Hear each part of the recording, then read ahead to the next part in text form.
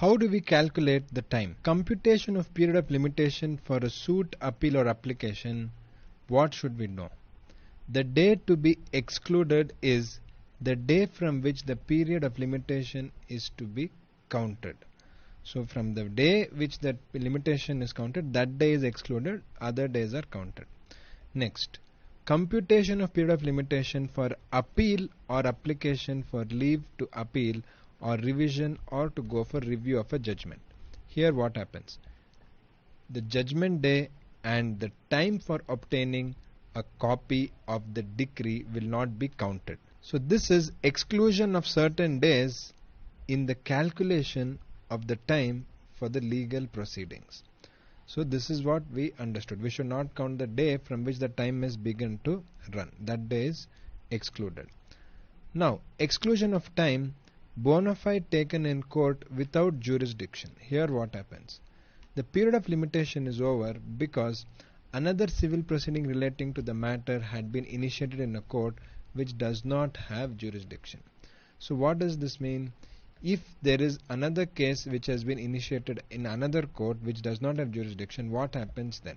The period of limitation will be over. But what are the conditions for that? That the plaintiff or the applicant was prosecuting another civil proceeding against the defendant, that the previous suit or the application relating to the same matter in issue, that the plaintiff or the applicant prosecuted in good faith in that court, and that the court was unable to entertain a suit or application on account of defect or jurisdiction. So if these conditions are satisfied, let us say there is case number A. So the period of limitation will be over for this case if it has been initiated in a court which does not have jurisdiction.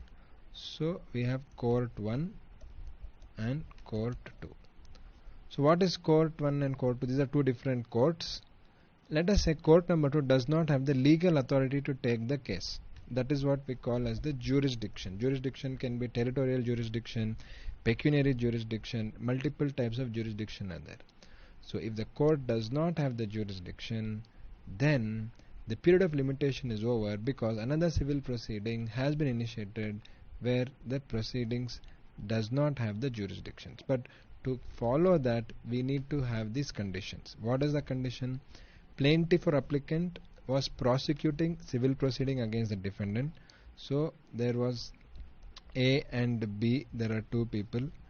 Next, the previous suit or application related to the same matter in issue. So there are already a matter in issue which is going on. The plaintiff or applicant prosecuted in good faith in that court. So genuinely they are fighting, not for any other reason. The court was unable to entertain the suit or application on account of defect of jurisdiction. So if jurisdiction is the reason why the court said sorry we cannot take it, then the period of limitation is over. Next, exclusion of time in certain other cases. When a suit or application for the execution of a decree has been stayed by an injunction. So the time required to obtain the sanction or consent of the government required, or a notice period shall also be excluded in case of suits. So what are they saying? When a suit or application for the execution of a decree. What is execution of a decree? Decree is basically nothing but like the decision or the judgment of the court. So execution is how do we make that judgment applicable, how do we execute it. So when application or suit for execution of decree has been stayed by an injunction. Injunction is stay order. So somebody has filed for a injunction. What happens? The time required to obtain the consent of the government required or notice period shall also be excluded in the cases. So when we are calculating the time limit, if there is a scenario where the suit or application has been stayed by injunction, that time we'll wait till we get the consent of the government or any other authority as the case may be. So as you can see here, computation of period of limitation, we are studying what are the days not to count for the period of limitation. What are the days not to count? We understood here. So these are the cases. In other cases also we understood. The time during which the defendant has been absent from India will also be excluded. So if they are not in India, defendant then we'll exclude it, because he has to be appearing before the court, so that period is excluded. That time the period will get extended. Of course, some people may misuse this law also. Exclusion of time in certain other cases we are continuing. Suppose there is death of a person before the right to institute the suit accrues. So he is having a right, but unfortunately he will die. He can file the case, time is there, but his time is over, he is unfortunately died. The period of limitation shall be computed from the time when there is a legal representative of the deceased capable of instituting such suit or making the application. So maybe he is having some son or daughter, correct, or wife, example. So they can go for the case. So please remember, in such period the period of limitation shall be computed from when? From the time when there is a legal representative like a family member, son, daughter, wife, etc., who is having the capacity, who is capable of filing the case or making the application. Suppose there is only son, and son is a minor, so when the time he becomes major, from that time we have the limitation period.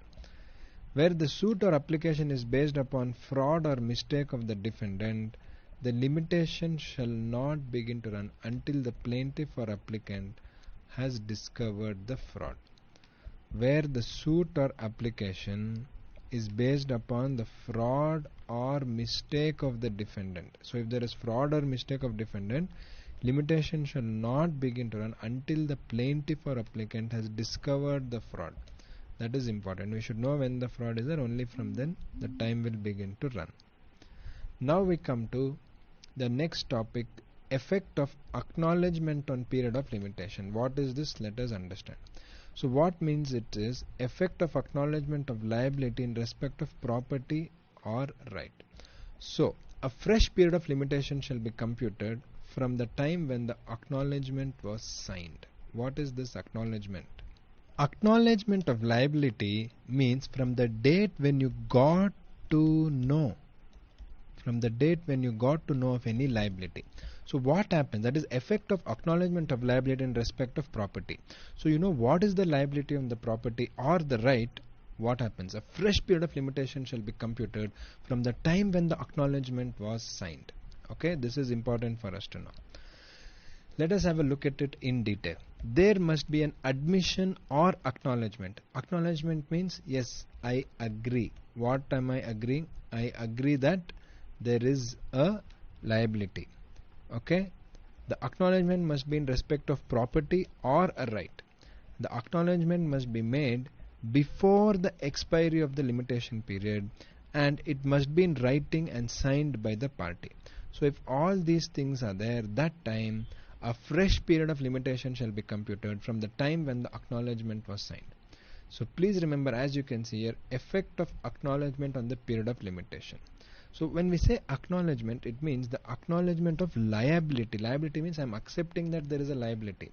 So that time if I accept there is a liability, fresh period of limitation shall be computed or calculated from the time when the acknowledgement was signed, when the knowledge came to be.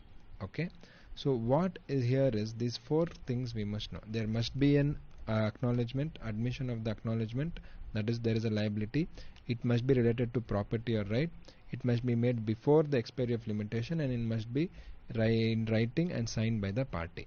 So if this is there, what will happen? A fresh period of limitation will be committed when the liability will come into picture. Next, effect of payment on account of debt or of interest on legacy. This is section number 19. What does this say?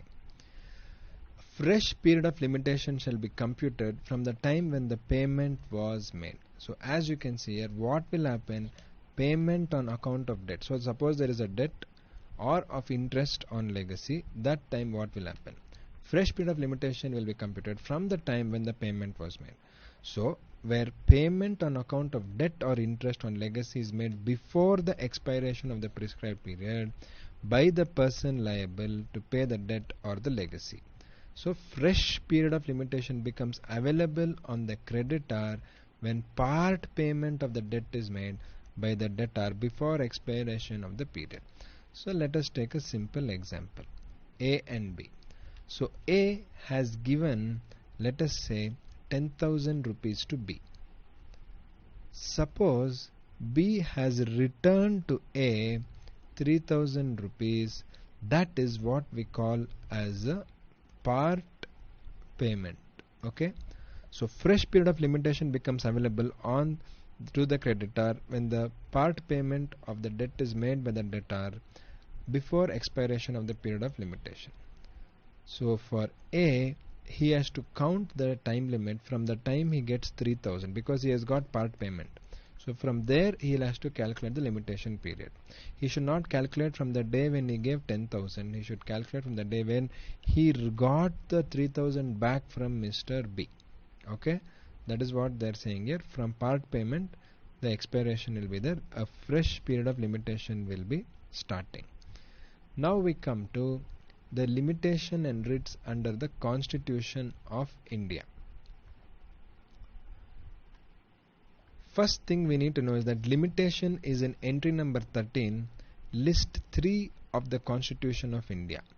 So in Constitution of India, we have the union list, then we have the state list, then we have the concurrent list.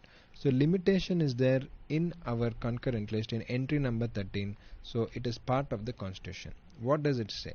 The state, that is the country, cannot place any hindrance by prescribing a period of limitation in the way of an aggrieved person seeking to approach the Supreme Court. So when I want to go to Supreme Court of India, there is no limitation period.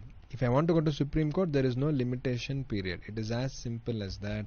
I can go under Article 32 of the Constitution of India anytime. What they are saying is that it does not in terms apply to a proceeding under Article 32 or Article 226 of the Constitution. That is 226, we are approaching the High Court. But the courts act on the analogy of the statute of limitation and refuse relief if delay is more than the statutory period of limitation. So whatever is the statutory period of limitation, if it is more than that, then the courts may refuse the relief, but nobody can refuse the right to apply to the Supreme Court or the High Court. So that is what they are saying.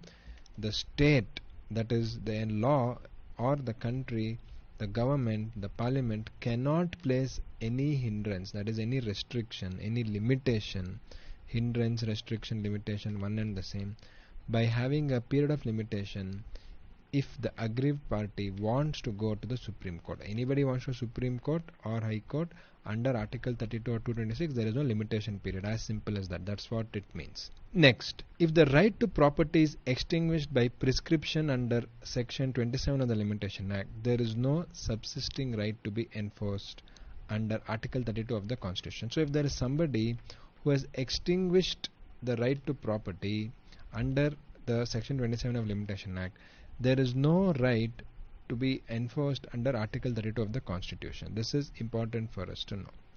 Now let us look at the schedules for the time period. So the schedule, again I'm telling you, it's a very big thing. Even if you look at the book, it looks like it is so big. You don't have to by heart, you don't have to memorize the schedule. I will tell you what are the important things. You should know that. So when we study the schedule, we have the type of the case, the time period, and most importantly, time from which the period begins to run. This is important for us to know. In the schedule, so far we studied what are the rules, how to calculate, what is not calculated for time limit, all that is okay. In the schedule, we have the 3 columns, the type of case, the time period, the time from which the period will begin to run to calculate the time limit to file the case or suit.